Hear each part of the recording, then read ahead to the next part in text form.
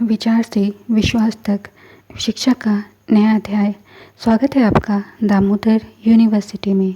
From thought to believe, a new chapter of education. Welcome to Damodar university. Hey everyone, मैं स्मृति झा, आपकी digital mentor. आज की class में हम एनसीईआरटी के जो एक्सरसाइज क्वेश्चंस हैं उनके सॉल्यूशंस को देखेंगे। तो आइए क्लास स्टार्ट करें। फर्स्ट क्वेश्चन है, an athlete completes one round of a circular track of diameter 200 meter in 40 seconds. What will be the distance covered and the displacement at the end of 2 minute 20 seconds? तो एक athlete है जो एक circular track का एक round जिसका diameter 200 metre है उसको 40 सेकेंड में वो कंप्लीट करता है। तो कितना डिस्टेंस वो कंप्लीट करेगा at the end of 2 minute 20 second में, और साथ में डिस्प्लेसमेंट कितना कवर करेगा वो भी आपको फाइंड करना है। तो डायमीटर क्वेश्चन में दिया हुआ है 200 मीटर, और साथ में हमारा यहाँ से डायमीटर जब दिया है तो रेडियस हम लोग निकाल लेंगे। रेडियस क्या होता है, डायमीटर का हाफ कर देंगे डायमीटर बाई 2 तो हमारा रेडियस निकल जाएगा। तो इस तरह से रेडियस हमारा हो गया 100 मीटर। टाइम कितना ले रहा है, 40 सेकेंड क्वेश्चन में दिया हुआ है। टाइम कंप्लीट कर रहा है 40 सेकेंड में। ये एक सर्कुलर ट्रैक कंप्लीट कर रहा है। और डिस्टेंस हमें निकालना है, तो सर्कल है, सर्कुलर ट्रैक है, तो सर्कल के लिए क्या होता है फॉर्मूला 2πr। तो यहाँ पर सिंपली हम वैल्यू पुट करेंगे। 2π का वैल्यू 22/7 और r हमने फाइंड किया है 100 मीटर, वैल्यू हमने पुट किया है। अब हम स्पीड कैसे निकालेंगे, स्पीड के लिए फॉर्मूला होता है डिस्टेंस अपॉन टाइम। तो हमारे पास में डिस्टेंस हमने अभी फाइंड किया है ये 2 × 22/7 × 100। तो इस वैल्यू को हम यहाँ पर पुट करेंगे, और टाइम जो है 40 सेकेंड उसको हमने यहाँ पर पुट किया है। अब इसको कैलकुलेट करेंगे तो ये आ जाएगा इतना। अब डिस्टेंस हमारा कवर हो रहा है 140 सेकेंड टाइम में, ये जो है ये डिस्टेंस कवर हो रहा है। तो हमारा कितना हो गया डिस्टेंस के लिए फॉर्मूला क्या होता है, स्पीड इनटू टाइम। तो स्पीड हमने अभी कैलकुलेट किया है, ये हमारा स्पीड की वैल्यू है। इस वैल्यू को हमने यहाँ पर पुट किया है, और उसके बाद में टाइम की वैल्यू को हमने पुट किया है, और उसके बाद सिंपली यहाँ पर कैलकुलेशन किया गया है, और कैलकुलेशन के बाद फाइनली आ रहा है हमारा 2200 मीटर। तो यहाँ पर एक राउंड हमारा कंप्लीट करने में 40 सेकेंड लगाता है, 40 सेकेंड में एक राउंड कंप्लीट होता है। तो नंबर ऑफ राउंड 140 सेकेंड में कितना होगा, 140 डिवाइडेड बाय 40 कर देंगे तो ये हो जाएगा 3.5 राउंड।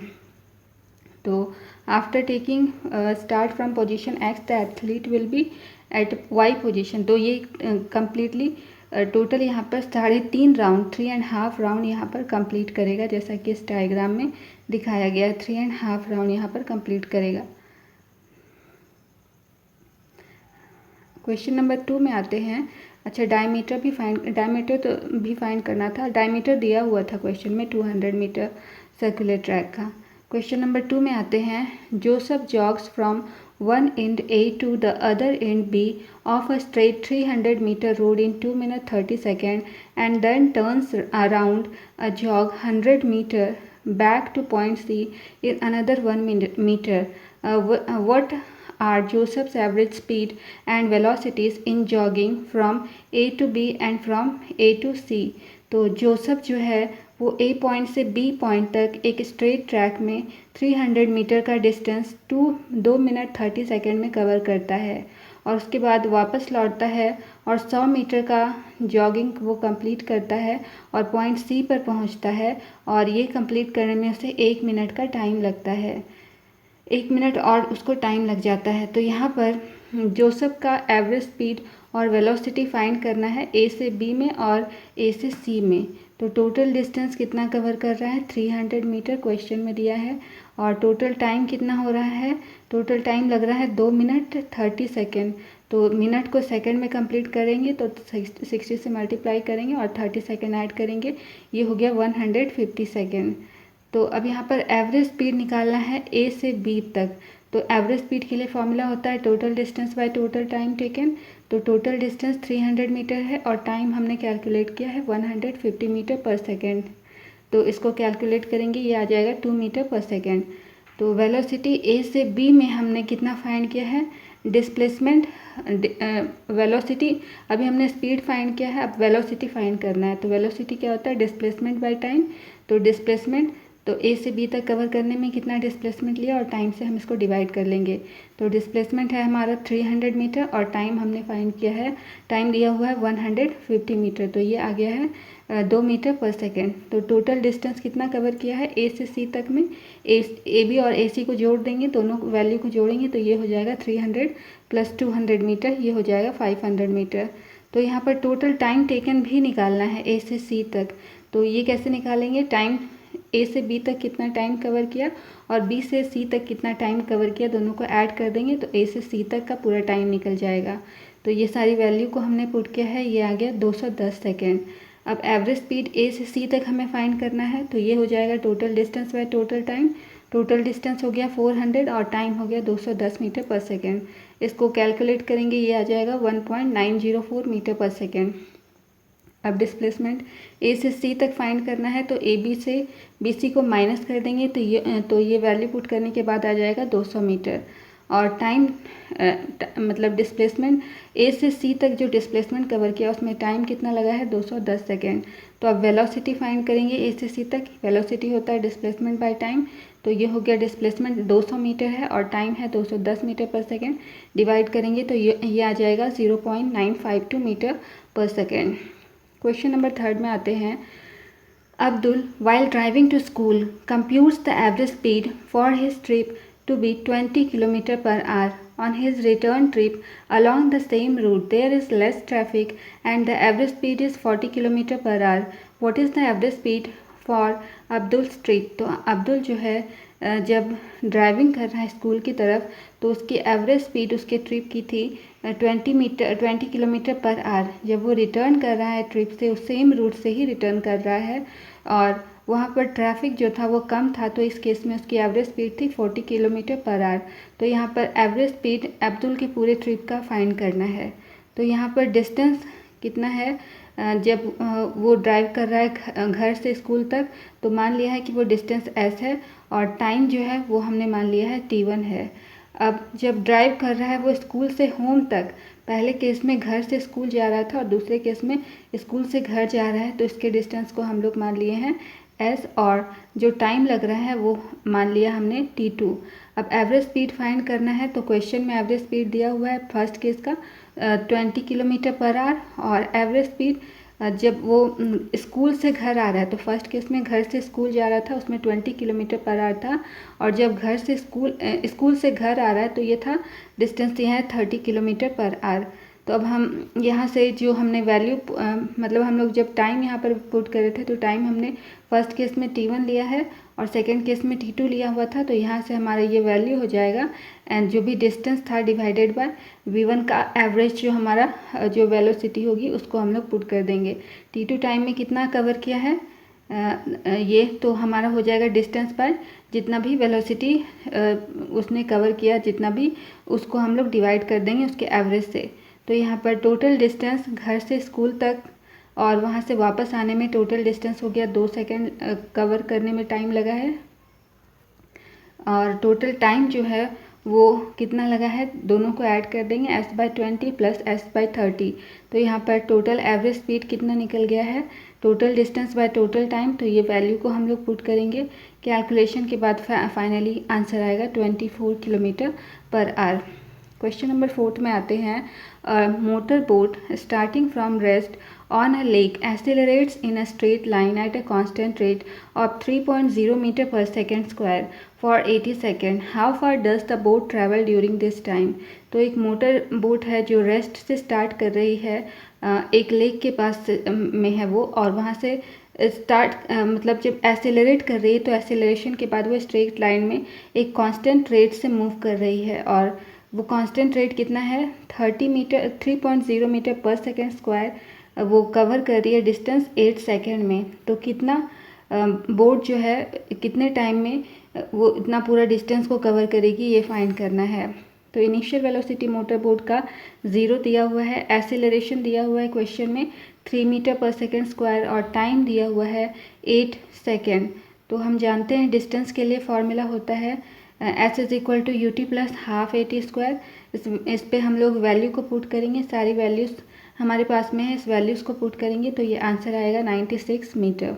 क्वेश्चन नंबर 5 है, a driver of a car traveling at 52 km per hour applies the brakes and accelerates uniformly in the opposite direction. The car stops in 5 seconds. Another driver going at 3 km per hour in another car applies his brakes slowly and stops in 10 seconds. On the same graph paper, plot the speed versus time graph for the two cars. Which of the two cars traveled farther after the brakes were applied. तो एक driver है जो कि एक car drive कर रहा है और 52 किलोमीटर पर आवर के स्पीड से वो कार ड्राइव कर रहा है और ब्रेक अप्लाई कर रहा है। जैसे ही ब्रेक अप्लाई किया तो यूनिफॉर्म वे से वो एक्सेलरेट किया जस्ट ऑपोजिट डायरेक्शन में। कार जो है 5 सेकंड बाद स्टॉप हो जाती है। दूसरा ड्राइवर जो है वो 3 किलोमीटर पर आवर के स्पीड से ड्राइव कर रहा है और ब्रेक जब अप्लाई करता है तो वो 10 सेकंड के बाद उसकी कार स्टॉप हो जा रही है। तो ग्राफ पेपर पर स्पीड वर्सेस टाइम का ग्राफ आपको ड्रॉ करना है दोनों कार के लिए, और कौन सा कार जो है ज़्यादा दूर फार्दर वे में स्टॉप की है ब्रेक अप्लाई करने के बाद, ये बताना है। तो फिगर हमने ड्रॉ किया है, ये हमारा डायग्राम है, इस तरह से हमने ड्रॉ किया है। ये हमारा एक्स एक्सिस है जिसमें हमने टाइम को लिया है, ये वाई एक्सिस है जिसमें हमने स्पीड लिया है। तो हमारा जो ये कार ए है ये पी पॉइंट से चलना स्टार्ट किया, जैसे ही ब्रेक अप्लाई किया तो वो रिटार्ड किया था। रिटार्डेशन के बाद भी 5 सेकंड पर आकर के 5 सेकंड के बाद में रुक गया। दूसरा ड्राइवर है जो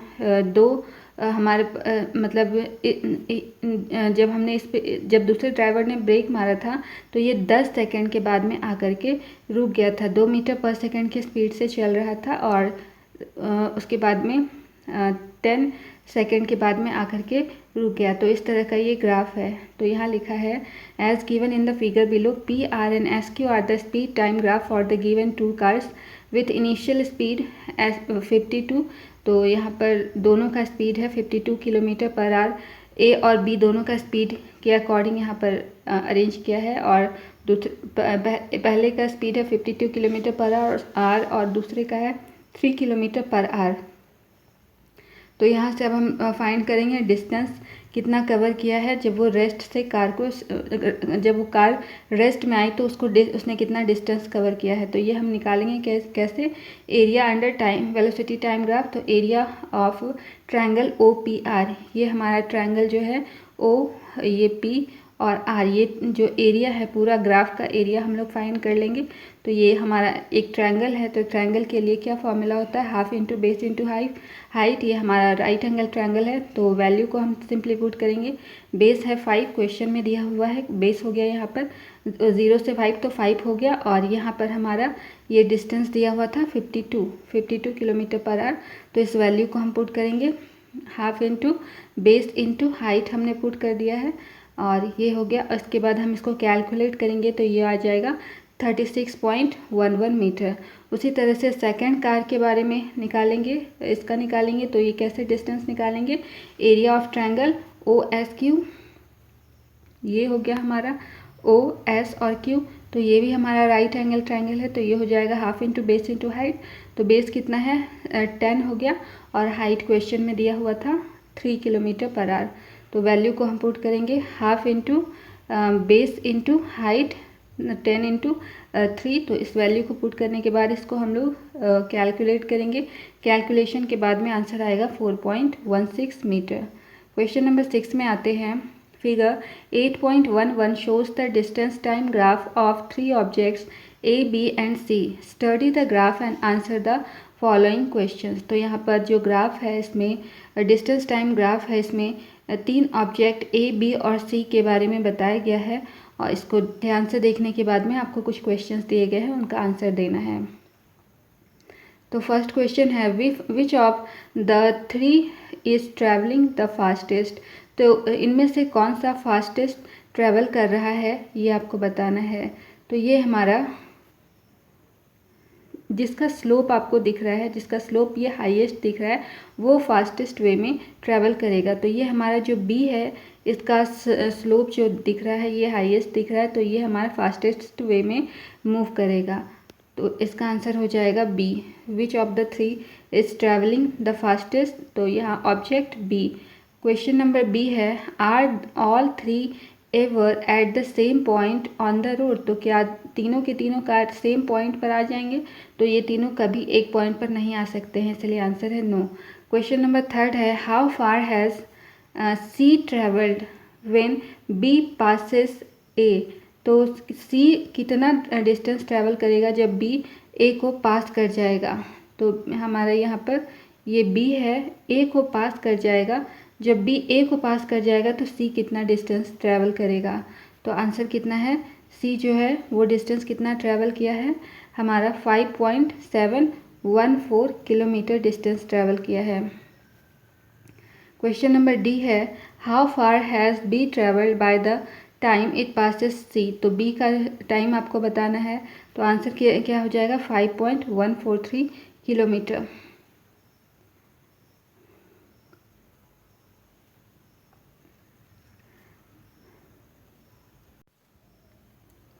नेक्स्ट क्वेश्चन है, a ball is gently dropped from a height of 20 meter.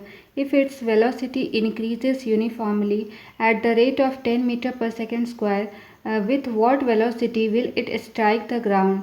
After what time will it strike the ground? तो एक बॉल है जिसको एक सर्टेन हाइट से ड्रॉप किया गया है, हाइट है 20 मीटर के हाइट से इसको ड्रॉप किया गया है। इसकी जो वेलोसिटी है यूनिफॉर्म वे से 10 मीटर पर सेकेंड स्क्वायर के रेट से इंक्रीज़ कर रही है।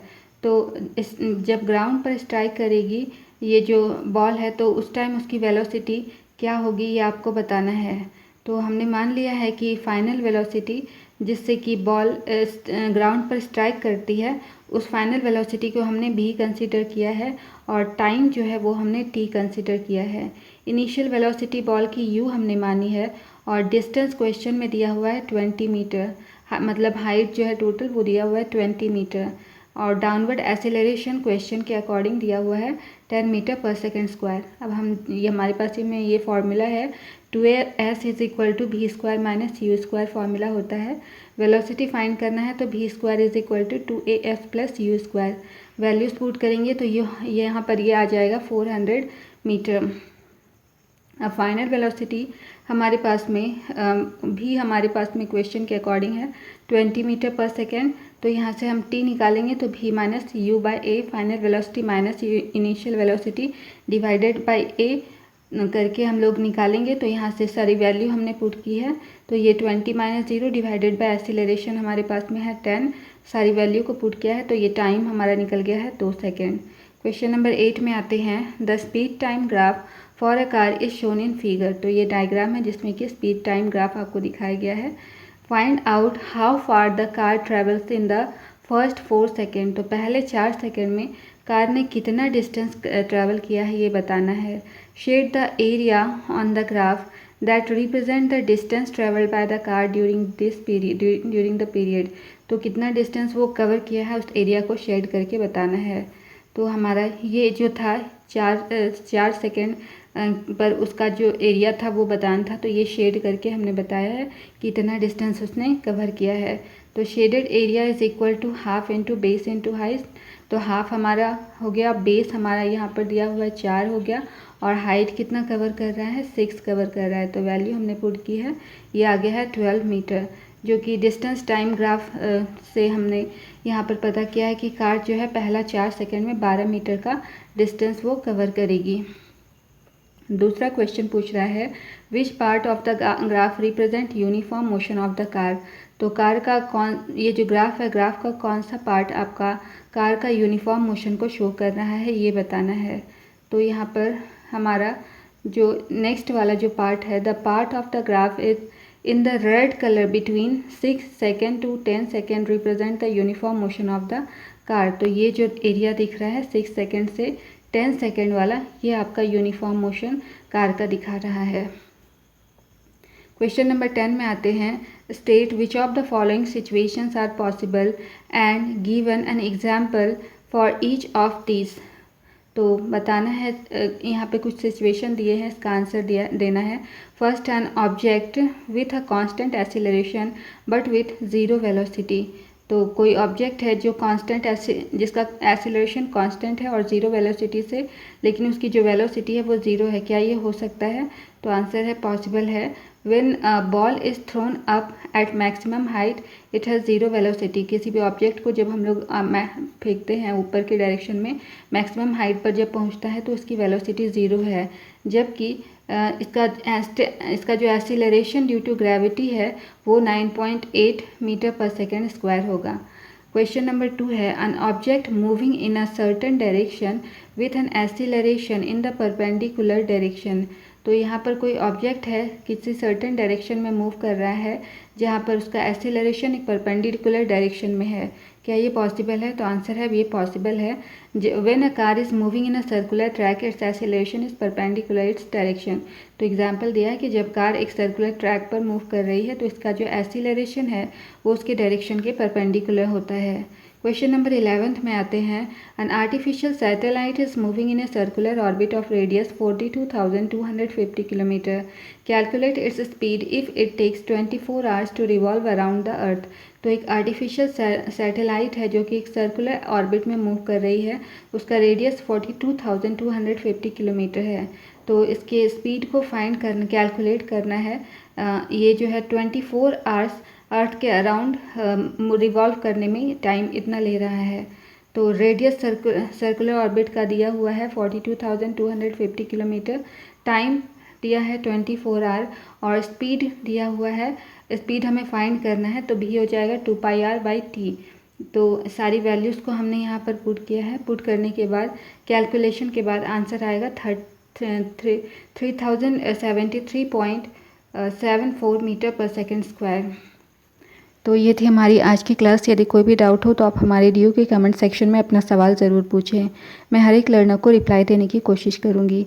Okay then, keep learning, keep growing only at DU। See you soon in the next class. Bye bye.